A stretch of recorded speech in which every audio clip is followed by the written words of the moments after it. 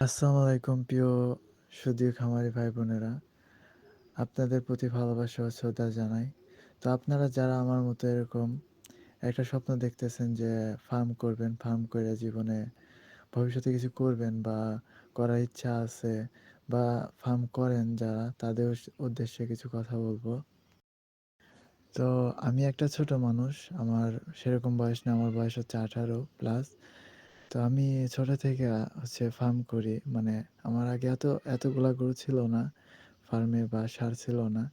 So এখন আমার ইনশাআল্লাহ ১৩ টা ষাঁড় গরু আছে।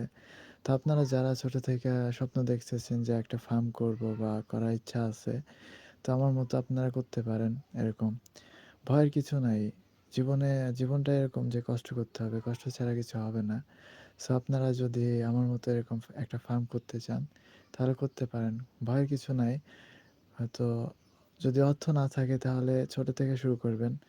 আমিও তো ১ম এ মানে অর্থশালী সেরকম ছিলাম না বা অর্থ ছিল না।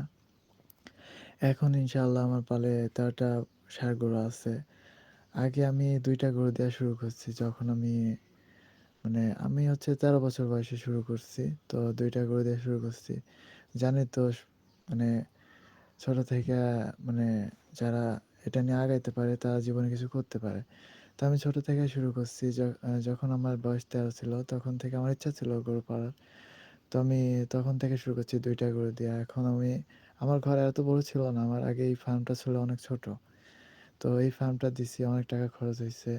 তারপরে আস্তে আস্তে উঠছি লেভেল বাই লেভেলে উঠতে আজকে আমার ১৩ টা গরু আছে, ষাঁড় গরু আর একটা ফার্ম আছে।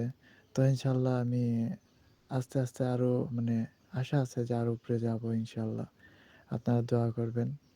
আর যারা আমার মতো এরকম ফার্ম করতে চান, তারা ভয় পাবেন না। ইনশাআল্লাহ করবেন তাহলে দেখবেন সফলতা ইনশাআল্লাহ আসবেই।